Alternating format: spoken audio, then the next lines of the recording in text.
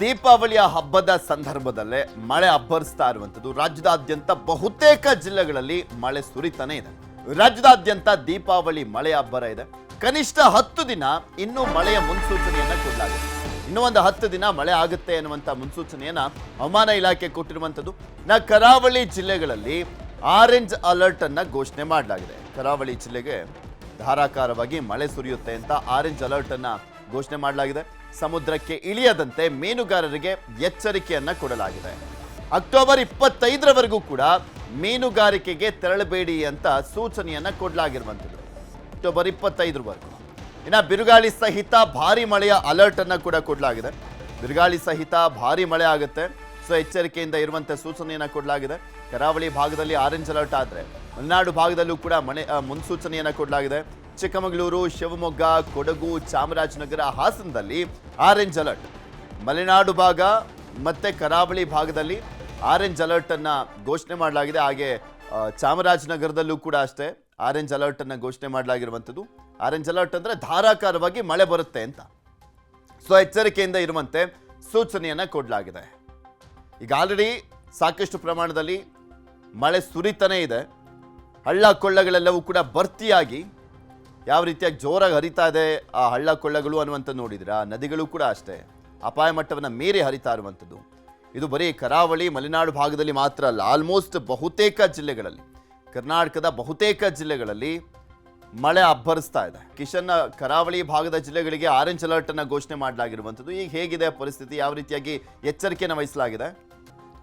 ಪೃಥ್ವಿ, ಇವಾಗ ಸದ್ಯ ಮೋಡ ಕವಿದ ವಾತಾವರಣ ಇದೆ. ಆದರೆ ಕಳೆದ ಕೆಲವು ದಿನಗಳಿಂದ ಜಿಲ್ಲೆಯ ಗ್ರಾಮೀಣ ಭಾಗದಲ್ಲಿ ಸಂಜೆ ಆಗ್ತಿದ್ದಂತೆ ಭಾರಿ ಗುಡುಗು ಸಹಿತ ಭಾರಿ ಬಿರುಗಾಳಿ ಮಳೆ ಆಗ್ತಾ ಇದೆ. ಹಾಗಾಗಿ ಕೃಷಿಗೆ ಬಹಳಷ್ಟು ಇದು ನಷ್ಟವನ್ನು ಉಂಟು ಮಾಡ್ತಾ ಇದೆ. ಮೆಸ್ಕಾಂ ಇಲಾಖೆ ಸಾಕಷ್ಟು ದೊಡ್ಡ ಮಟ್ಟದ ನಷ್ಟವನ್ನು ಕೂಡ ಈಗ ಆಗ್ತಾ ಇರುವಂಥದ್ದು. ಪ್ರಮುಖವಾಗಿ ಅಡಿಕೆ ಆಗಿರ್ಬೋದು, ಭತ್ತ ಕಟಾವಿನ ಹಂತಕ್ಕೆ ಕೆಲವು ಕಡೆ ಬಂದಿದೆ. ಆದರೆ ಭಾರಿ ಮಳೆಯಿಂದಾಗಿ ಭತ್ತ ಸಂಪೂರ್ಣವಾಗಿ ನಾಮಾವಶೇಷ ಆಗಿದೆ. ಅಡಿಕೆ ಕೂಡ ಅಷ್ಟೇ ಈ ಸಲ ತುಂಬಾ ಬೆಳೆ ನಷ್ಟ ಆಗಿದೆ. ಆದರೆ ಈ ಬಾರಿಯ ಹಿಂಗಾರು ಮಳೆ ಮತ್ತೆ ಅಡಿಕೆ ಕೃಷಿಗಾರರಿಗೆ ಹೊಡೆತವನ್ನು ತಂದಿಟ್ಟಿರುವಂಥದ್ದು. ಇನ್ನು 3 ದಿನಗಳ ಕಾಲ ಇದೇ ರೀತಿಯಾಗಿ ಮಳೆಯ ವಾತಾವರಣ ಇರೋ ಬಗ್ಗೆ ಹವಾಮಾನ ಇಲಾಖೆ ಎಚ್ಚರಿಕೆ ಕೊಟ್ಟಿದೆ.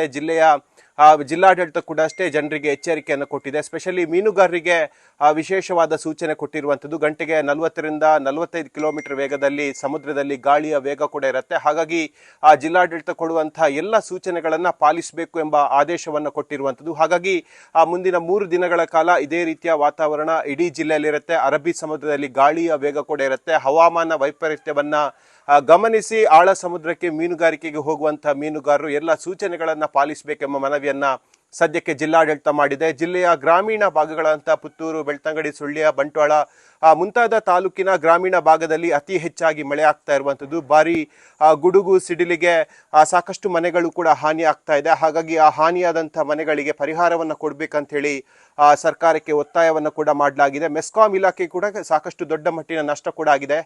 ಸುಳ್ಯ ತಾಲೂಕಿನ ಹಲವು ಕಡೆ ನೂರಾರು ವಿದ್ಯುತ್ ಕಂಬಗಳು ಧರಾಶಯಾಗಿದೆ. ಹಲವೆಡೆ ವಿದ್ಯುತ್ ಸಂಚಾರ ವ್ಯತ್ಯಯ ಆಗಿದೆ. ಕಳೆದ 24 ಗಂಟೆಯಿಂದ ಕೆಲವು ಗ್ರಾಮಗಳಲ್ಲಿ ವಿದ್ಯುತ್ ಸಂಚಾರ ಕೂಡ ಇಲ್ಲ. ಹಾಗಾಗಿ ಮುಂದಿನ 3 ದಿನಗಳ ಕಾಲ ಇದೇ ರೀತಿಯ ವಾತಾವರಣ ಇದೆ. ಜಿಲ್ಲಾಡಳಿತ ಜನರಿಗೆ ಎಚ್ಚರಿಕೆ ಇರಬೇಕೆಂಬ ಮನವಿಯನ್ನು ಕೂಡ ಮಾಡಿಕೊಂಡಿರುವಂಥದ್ದು. ಪೃಥ್ವಿ, ಓಕೆ, ಧನ್ಯವಾದ ಕಿಶನ್ ನಿಮ್ಮೆಲ್ಲ ಮಾಹಿತಿಗಾಗಿ.